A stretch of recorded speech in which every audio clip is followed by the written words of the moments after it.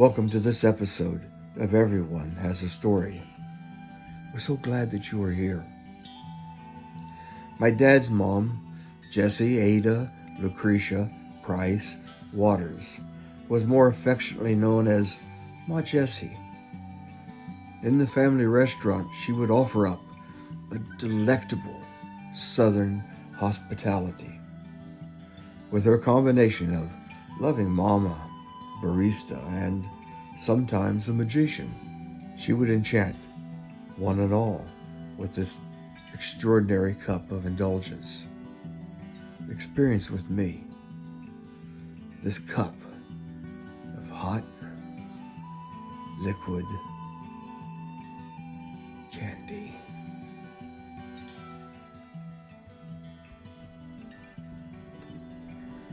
Ever since the Boston Tea Party, when we broke the British tea habit, coffee has been the American brew.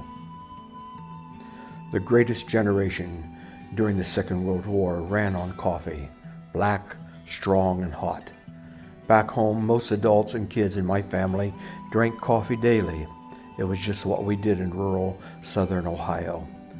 In our home, coffee came as beans that we ground in cast iron meat grinders and brewed in a percolator. The ever-present aroma was as prevalent as fresh baked bread.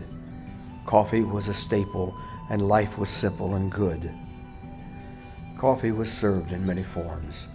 If we had been good kids, Mom would make us coffee toast, a delectable treat of toasted homemade bread, buttered with sugar sprinkled on top, and hot coffee drizzled onto it. What's not to like about that? Butter, sugar, toast, and hot coffee. We preferred this over store-bought donuts or pastries. Our coffee habit began in the morning with the first pot brewing before sunrise, always on the flat-top cast iron stove. We never had soda pop in our home, and this was the day before Kool-Aid. We had two choices, well water or coffee. We drank a lot of coffee. My dad's mom was known affectionately by family and friends alike as Ma Jessie. In the restaurant at Jimmie's place, she would offer up an extraordinary Southern hospitality treat, Ma Jessie Coffee. With her combination of loving mama, barista, and magician, she would enchant one and all with this most delectable cup of indulgence. Pouring a half a cup of steaming, hot, strong brew into a mug, she would top it off with an equal amount of rich country cream and a heaping tablespoon of sugar. Oh my, it was hot, liquid candy. It is said that in France, they have perfected the brewing of coffee. With their distinctive names, I suppose, the French would now need to create a new title similar to their Le Café Normal, Le Café Americana, etc. In Appalachia, we're not so hoity-toity as to call it Le Café Jessie. We simply call this southern ladylike coffee Ma Jessie Coffee. Even if nameless, it would still be a cup of hot liquid candy. During my tour in the Navy, a pot of Joe was ever present, black, hot, and strong. I was so grateful for the privilege of a cuppa to keep me alert and focused.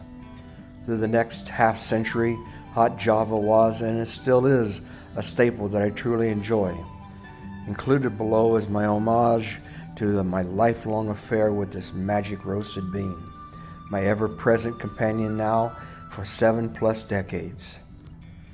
How easy it is, as the saying goes, to refill the pot of joy with just a few pleasant memories. Why not take a moment now and ponder on a time when in your life that was filled with such pleasant memories? These are times of stress that demand our attention, but a bit of daydreaming of yesteryear might just be what the doctor ordered to rejuvenate and to restore an otherwise downer day. Try it. Now I gotta go. My cup's full of steaming Joe and I'm ready for the day.